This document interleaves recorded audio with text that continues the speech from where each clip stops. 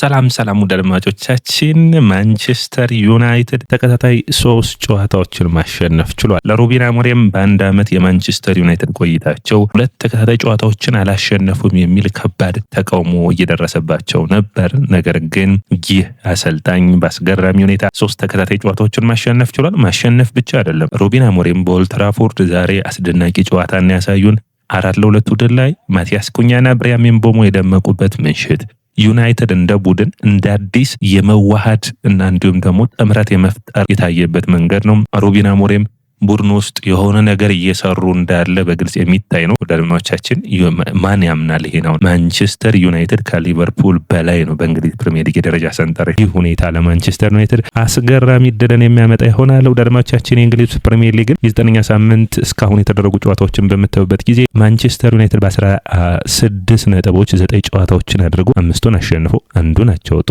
3ቱን ተሸንፎ የእንግሊዝ ፕሪሚየር ሊግን እየመራ ማለትም አራተኛ ለማንቸስተር ዩናይትድ የመምራት ያክል አስፈላጊ ነውና ይገኛል። በጣም የሚገርም ነው። ምን ገረመ ካላችሁኝ ማንቸስተር ዩናይትድ ከ9 ጨዋታዎች ውስጥ አርሰናልን በሜዳው፣ ሊቨርፑልን ከሜዳው ውጭ፣ ማንቸስተር ሲቲን ከሜዳው ውጭ፣ ቸልሲን በሜዳው አስተናግዷል። 4 ጨዋታዎቹ ከባድ እንደነበሩ መርሳት የለባችሁም። ቀሪዎቹም ጠንካራ ጨዋታዎች የሚባሉ ነበሩ። ታዲያ ከነዚህ ውስጥ እንግዲህ ዩናይትድ በጥንካሬው እንደቀጠለ የሚያሳይ ጥሩ ብቃትን አሳይተዋል። ከወራት በፊት ሩበን አሞሪም የመሰናበት በሩ ላይ ደርሰው ነበር። ነገር ግን አሁን ደግሞ ሩበን አሞሪም ጊዜ የሚመስል ፐርፎርማንስን አሳይተውናል። ጨዋታውን ዩናይትድ በተለይ በመጀመሪያው አጋማሽ የነበራቸው ብልጫ እስከ 70ኛው ደቂቃ ድረስ አስገራሚ እንደነበር መነሳት ይጠበቅበታል። ታዲያ ሩበን አሞሪም እዚህ ቡድን ውስጥ ምን አሻሽሎ ነው 3 ጨዋታዎችን በተከታታይ ማሸነፍ የቻለው? እነዚህንና ሌሎች ሀሳቦች የምናቀርብ ይሆናል። ወደ አድማጮቻችን እናንተ የጨዋታው ኮከብ ማን ነው? ኮሜንት መስጫ ቦክስ ላይ አሳውቁኝ። ወደ አድማጮቻችን መርሳት የሌለባችሁ ደግሞ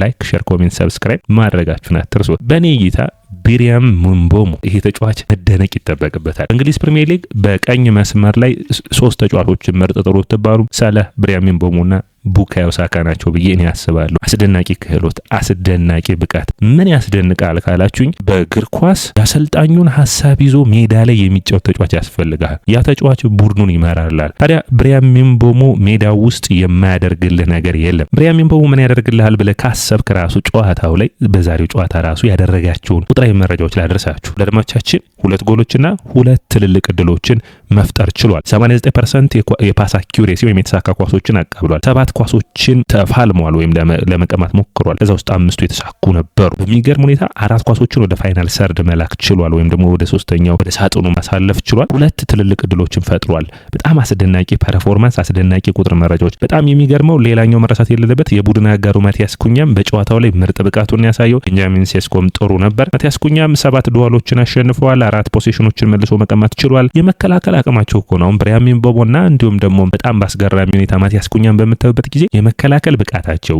የእድሜያቸው ምርጡ ጊዜ ላይ ነው የሚገኙት እና ዩናይትድን ወደ ውጤታማነትና ወደ ድል የመመለሳቸው ድል ሰፊ እንደሆነ ከዚህ ትረዳላችሁ። ማቲያስ ኩኛ 4 ክሮሶችን አድርጎ 3 ታክሎችን ወርዶ 2 ፋውሎችን አሸንፎ 2 ለማለፍ ተጫዋቾችን ሞክሮ 2 ተሳክቶለት 2 ሹቶችን አድርጎ 1 ጎል አስቆጥሯል። ማቲያስ ኩኛ በመጨረሻ በማንቸስተር ዩናይትድ ቤት የመጀመሪያ ጎሉን ማስቆጠር ችሏል። ታዲያ እነዚህ 2 ድንቅ ተጫዋቾች ከቤንጃሚን ሴስኮ አሲስት ማድረግ ጋር በረጃጅም የሚጫወተው ዩናይትድ የሴላሜንስ አሁንም የቡድኑ የጀርባ አጥንት ሆኖ እንደቀጠለ ነው የሚገኘው። ምንም እንኳን 2 ጎሎች ቢቆጠሩበትም እንደባለፉት ጨዋታዎች ክሊንሺቶችን ማስመዝገብ አልቻለም። ነገር ግን ሁሌም እንደሚባለው እግር ኳስ አንዳንዴ እድልም ያስፈልጋልና ዩናይትድ ዛሬ ጥሩ ነበር። ዳኛው ግን በጣም መወቀስ የሚጠበቅበት ነው። በተለይ በመጀመሪያው አጋማሽ ለዩናይትድ የከለከለው፣ በሁለተኛው አጋማሽ ደግሞ ለብራይተን የከለከለው ልክ አልነበረም። እነዛን ውሳኔዎቹ ላይ መነሳት የሚጠበቅባቸው ነጥቦች አሉ። ታዲያ ማንቸስተር ዩናይትድ ጨዋታውን በምናይበት ጊዜ በፍጥነት ነው የጀመረው። የማቲያስ ኩኛ የመጀመሪያ ጎል በጣም አስገራሚ ነበር። የካዝሜሮ 2ኛ ጎል አስገራሚ ነበር። በዛው የሁለተኛው አጋማሽ የብሪያን ምቤሞ ጎል፣ ዌልቤክ እና ኮንስታሎስ አስገራሚ ጎሎችን አስቆጠሩ። ብሪያን ምቤሞ በ92ኛው ደቂቃ 2ኛው ጎልን አስቆጠረ። የፓትሪክ ዶርጉ ቀይ ካርድ ያሰጣሉ አያሰጥም ክርክሮች የሚነሱበት ይሆናል። እሱንም እናነሳው ይሆናል። ታዲያ ዩናይትድ በምን ረገድ ተሻሻለ ካላችሁኝ 3 ነጥቦችን፣ 3 ጎሎችን ከ3 ጎሎች በላይ እንዲሁም ደግሞ 3 ተከታታይ ድሎችን አስመዘገበ። ዩናይትድ በ2024 ነው ያስመዘገበው። ያ ማለት እንግዲህ ከ2 ዓመት በፊት ማለት ነው። የ2024 መጀመሪያዎች ወቅት ነበር። ይህ ማለት ዩናይትድ ምን ያክል እንግዲህ ባለፉት ጨዋታዎች እንደተቸገረ ይታያል። ነገር ግን ዩናይትድ አሁንም በቅርጹ እንደቀጠለ ነው። በረጃጅም ኳሶች መጫወት አንደኛው እንደ ቅርጽ ይዞት መጥቷል። ትክክለኛና ውጤታማ የሚያደርገው ይመስለኛል። በተለይ እንደ ብራይተን ወጥቶ የሚጫወት ቡድን ካጋጠመ፣ እንደ ሊቨርፑል እንደዚሁ በሃይላይን የሚጫወት ቡድን ካጋጠመ በረጃጅም ኳሶች መጫወት ነው ያ ውጤታማ ያደርገዋል። ዩናይትድ ባለፉት 3 ጨዋታዎች ውጤታማ የሆነባቸው ቡድኖች በምታዩበት ጊዜ በጣም በጥሩ ብቃት ላይ የሚገኙ ብራይተን ባለፈው ሳምንት በጥሩ ሁኔታ ኒውካስትልን አሸንፎ የመጣ ቡድን ነው። ሰንደርላንድ ቼልሲን ዛሬ አሸንፏል አይደለም። ምን ያክል ዩናይትድ ጠንካራ እንደሆነ ለማለት ነው። ሊቨርፑል ነው። ስለዚህ ይህ ብቃታቸው የሚገርም ነው። ታዲያ የማንቸስተር ዩናይትድ አሰልጣኞች ከዚህ በፊት የነበሩት በተከታታይ 3 ጨዋታዎችን ለማሸነፍ የቻሉትን በምናይበት ጊዜ ዴቪድ ሞይስ 2 ጊዜ ብቻ ነው ማሸነፍ የቻሉት። ቫን ሃል 3 ጊዜ፣ ሞሪኒሆ 8 ጊዜ፣ ኦሌ ጉናር ሶልሻየር 6 ጊዜ፣ ቴናግ 7 ጊዜ፣ አሞሪም 1 ጊዜ ነው። ስለዚህ ይህ ብቃት ይቀጥላል ወይ የሚታይ ይሆናል። ዩናይትድ ሙሉ ሳምንቱን በሚገባ ተዘጋጅቶ በጥሩ ሁኔታ ቡድኑ እየተዋቀረ እንዳለ ይታወቃል። አሁን ዩናይትድ ከባለፉት ጨዋታዎች ምን ለውጥ አመጣ ካላችሁኝ ዩናይትድ ጥንካሬው ላይ በሚገባ እየሰራ ነው። እነዚህ ተጫዋቾች በአማካይ መስመር ላይ የካዝሜሮና የብሩኖ ጥምረት ብቻ ሳይሆን አማካኙን ማገዝ የሚችል በታክቲኩ ረገድ የተሻለ ውጤታማ የሆነ በአጫጭር ኳሶች ቅብብል፣ በረጃጅም ኳሶችን መጫወት፣ ኢንተንሲቲ ፕረስ ማድረግ፣ እንደ ቡድን ቅርጽ መያዝ፣ ኮምፓክት መሆን፣ ኦቨርሎድ ማድረግ፣ እነዚህን በሙሉ ባለፉት ጊዜያቶች ዩናይትድ ላይ የሚነሱ ችግሮችን በሚገባ ሲቀርፉ ታይተዋል። ማቲያስ ኩኛ የመጀመሪያ ጎሉን አስቆጥሯል። ባለፉት ሳምንታቶች በጣም ወቀሳ ሲደርስበት ነበር። 62 ሚሊዮን ፓውንድ የወጣበት ተጫዋች ምንም ጎል ምንም አሲስት የለውም የሚል ነበር። ዛሬ ታዲያ ጎሉን አስቆጥሯል። ማቲያስ ኩኛ በሚታወቅበት ከሳጥን ውጭ በሚገባ ቦታውን አይቶ ነው ጎሉ ላይ ማስቆጠር የቻለው። በጣም አስደናቂ ክህሎት ያለው ተጫዋች እንደሆነ ይታወቃል። ይህንን ተጫዋች በዚህ ፐርፎርማንስ እንዲቀጥል ማድረግ ብሪያን ምቤሞ ሌላኛው አስደናቂ ብቃት ያለው ተጫዋች ነው። የዚህም ልጅ ብቃት መቀጠል የሚያስፈልግ ነው የሚሆነው። ማንቸስተር ዩናይትድ ታዲያ ካዝሜሮን ዛሬ ተቀይሮ ከወጣ በኋላ ናፍቆታል ወይ ብለን መጠየቅ ያለብን ይመስለኛል። ካዝሜሮ ከወጣ በኋላ ዩናይትድ በተለይ በኮቢ ሜኖ ነው የቀየረው። በኡጋርቴ ነበር መቀየር የነበረበት ብዬ አስባለሁ። ኮቢ ሜኖ ብቸኛ 6 ቁጥር መሆን የሚችል አይደለም። ታዲያ ጎሎች አንድ ጎል ከተቆጠረ በኋላ ቅያሬዎችን አድርገው ኡጋርቴ እንደገባ አይታችኋል። ታዲያ የሩበን አሞሪም አሁንም የአማካይ ተጫዋች እጥረት እንዳለበት ይታያል። የተመላላሽ ተጫዋቾች እጥረት እንዳለበት ይታያል። አሁንም ሩበን አሞሪም ወይም የ3-4-3 አጫዋወት የሚፈልጉ አይነት የመስመር ተጫዋቾች ዩናይትድ የሉትም። ነገር ግን በታክቲኩ ረገድ አሁንም ባሉት ተጫዋቾች ስብስቡን እያጠናከረ እንደቀጠለ ነው። ታዲያ የዳኞቹ ጉዳይ መነሳት ያለበት ይመስለኛል። በተለይ በመጀመሪያው አጋማሽ በኔ እይታ አማድ ዲያሎ ላይ የተሰራው ጥፋት ፔናልቲ የሚያሰጥ ነው። ሶፍት ተች ነው ብለው ነው ያልሰጡት። ነገር ግን በግልጽ የሚታይ ፔናልቲ ነው። አንዳንዴ ግራ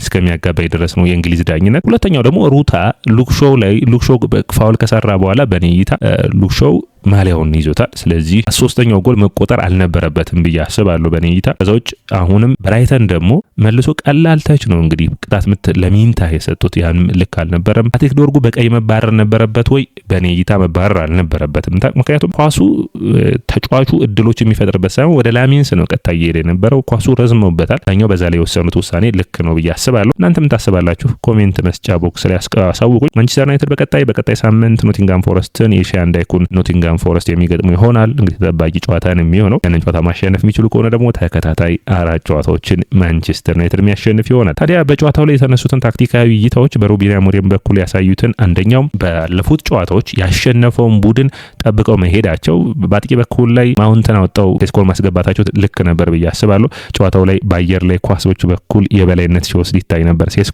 ነገር ግን ዩናይትድ በጣም የተሻሻለው ምንድነው ካላችሁ ዩናይትድ በሚከላከልበት ጊዜ ፕረስ በሚደረግበት ጊዜ ወደ 4-4-2 የሚመስል ኮምፓክትነስን ያሳያል። በጣም ጥሩ የሆነ ውጤታማ መከላከል ነው ብዬ አስባለሁ። ያ ማለት ምን ማለት ነው? ሌኒ ዩሮ የቀይ ተከላካይ ይሆንና ዲያጎ ዳሎት የግራ መስመር ተከላካይ ይሆናል። 4 ቅርጻቸውን ይይዛሉ ማለት ነው። ይሄ ጥሩ የሚባል ነው። ኮምፓክትነሱን የሚፈጠር ነው። ምክንያቱም የመሀል ቦታዎች ላይ ክፍተት ስለሚፈጠር ዩናይትድ በአንድ አጥቂ ከሚጫወት ይልቅ 2 አጥቂ ያረጋቸው ነው። 2 አጥቂዎች 2 አማካኞች ፊት ለፊት ስለሚሰለፉ የመሀል አማካኙ ላይ ተጫዋቾች ይበዛሉ። ያ ማለት ደግሞ ዩናይትድ ተቃራኒ ቡድን እድሎችን እንዳይመሰርትና በሚገባ ፕረስ እንዳይደረጉ የሚያደርገው ነው። ይህንን ማይክል አርቴታም ያደርጋል። ስለዚህ ሩበን አሞሪም አሁን አንድ ሀሳብ ለውጠዋል ብለን ማንሳት የምንችለው ነው። ሌላኛው ሩበን አሞሪም ያገኙት ቀመር የአማድ ዲያሎና የብሪያን ምቤሞ ጥምረት ነው። አማድ ሲሄድ ብሪያን ምቤሞ ያቀብለዋል። ሳይተያዩ መቀባበል የሚችሉ ናቸው። እንደነገርኳቸው የብሪያን ምቤሞ አስደናቂ ብቃት አሰልጣኙ ያለውን ስፔስ በሚገባ መሸፈን የሚችል ነው። በጣም አስገራሚ የሆኑ ቦታዎች ላይ ይገኛል። በተከላካዮች መሀል በተለይ ሁሌም አማድ ዲያሎ ቦታውን ይዛል ብሎ ስለሚያስብ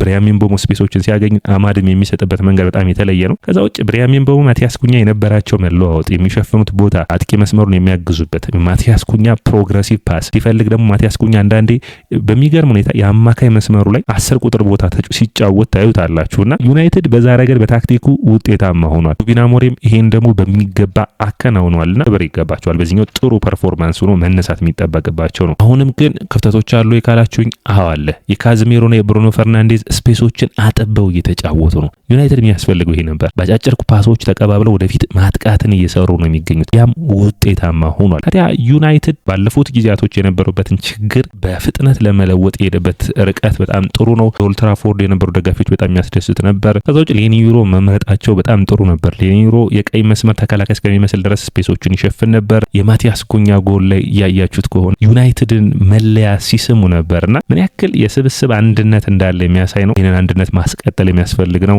ስብስቡን ዩናይትድን እንዲወድ ማድረግ ነው። ያም ደግሞ በዚሁ ብቃቱ የሚቀጥል ከሆነ ይህንን የውድድር ዓመት ወደ አድማጮቻችን የኤሪክ ካንቶናን ሰር አሌክስ ፈርጉሰንን ከመሰናበት ያዳናቸው የመጀመሪያውን እንግሊዝ ፕሪሚየር ሊግ እንዲያሸንፉ ያገዛቸው እንግዲህ ያኔ ከሊድስ ኤሪክ ካንቶና መምጣቱ ነበር አይደለም። የብሪያን ምቤሞ መምጣትም ለዩናይትድ አብዮትን ሊያመጣ ይችላል ብዬ አስባለሁ። አንደኛ ምርጡን እድሜውን ነው የመጣው በምርጥ ፐርፎርማንሱ ነው። ማቲያስ ኩኛም በተመሳሳይ እዛ ላይ ነው። እንግሊዝ ፕሪሚየር ሊግን በሚገባ ያውቃሉ። ስለዚህ ምንም የሚከብዳቸው ነገር ያለ አይመስለኝም። የሚፈልጉትን ነገር ለማከናወን ያንንም ያደርጉት ይመስለኛል። በጥሩ ፐርፎርማንስም እያደረጉት ይገኛሉ። ታዲያ ዩናይትድ ከአስቸጋሪ ሳምንቶች በኋላ አራተኛ ላይ መገኘቱ ዩናይትድ በዘንድሮ ውድድር ዓመት ዩሮፓ ሊግ ከተሳተፈ ራሱ ትልቅ እድል ነው ብዬ ነው የማስበው በኔ እይታ። ምክንያቱም ቀጣይ ዓመት ደግሞ ስብስቡን ማጠናከርና አውሮፓ ቻምፒዮንስ ሊግ የሚጫወት ይሆናል ብዬ አስባለሁ። ነገር ግን በዘንድሮ ውድድር ዓመት ራሱ የአውሮፓ ቻምፒዮንስ ሊግ ማሳካት የሚችል ከሆነ ስብስቡን ማጠናከር፣ አሁንም ከተቀያሪ ቤንች የሚነሱ ተጫዋቾችን ማጠናከር፣ ሩበን አሞሪም የሚፈልጉትን አይነት ታክቲክ ማስቀጠል የሚያስፈልግ ነው የሚሆነው። ዩናይትድ በጣም አስደሳች የሆነን ጨዋታ ማሸነፍ ችሏል። ነገር ግን እዚህ ነጥቦች ላይ መውሰድ የሚጠበቅብን ሩበን አሞሪም በእነዚህ ሁሉ አድንቀናቸው ሳንጨርስ ደግሞ በዚህ አይነት ለእንግሊዝ ፕሪሚየር ሊግ ዋንጫ የሚፎካከር አውሮፓ ቻምፒዮንስ ሊግ ላይ መሳተፍ ነው የሚባል አይደለም። ገና 9 ጨዋታዎችን የተደረጉት እንግሊዝ ፕሪሚየር ሊግ 38 ጨዋታዎች ናቸው እና አሁንም ይህንን ብቃት ማስቀጠል በወጥነት መቀጠል ከዩናይትድ የሚጠበቅ ይሆናል ብዬ አስባለሁ። ሰላም ወዳጆቻችን፣ ይህ የያ ስፖርት ነው። የያ ስፖርትን ላይክ፣ ሼር፣ ኮሜንት፣ ሰብስክራይብ ማድረጋችሁን አትርሱ።